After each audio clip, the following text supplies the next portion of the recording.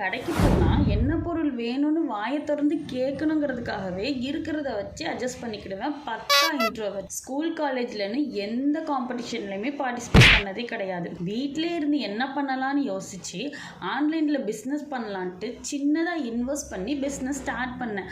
ஆனால் பிஸ்னஸ் பண்ண தெரியல. கண்டென்ட் கிரியேஷனாவது ஸ்டார்ட் பண்ணலான்னு ஆடியோவை ரெக்கார்ட் பண்ணி பார்த்தா பேன்னு இழுக்குது. கண்டென்ட் கிரியேஷனும் வரல.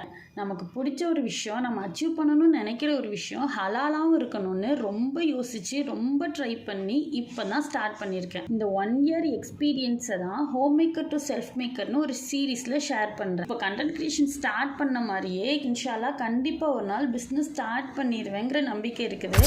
ஸோ இதுக்கப்புறம் என்ன லேர்ன் பண்ணுறேன், எப்போ பிஸ்னஸ் ஸ்டார்ட் பண்ணுறேங்கிறத கண்டிப்பாக ஷேர் பண்ணுறேன். நீங்களும் ஏதாவது ஒரு விஷயத்தை அச்சீவ் பண்ணணும்னு நினைக்கிறீங்கன்னா என்னை ஃபாலோ பண்ணிக்கோங்க. ஏதாவது ஒன்று பண்ணணும்னு புலம்பிட்டே இருக்கிற உங்கள் ஹோம் மேக்கர் ஃப்ரெண்ட்ஸ்க்கு இதை ஷேர் பண்ணிடுங்க. அப்புறம் நான் Ayesha, home maker plus mom of 2 kids. அஸ்ஸலாமு அலைக்கும்.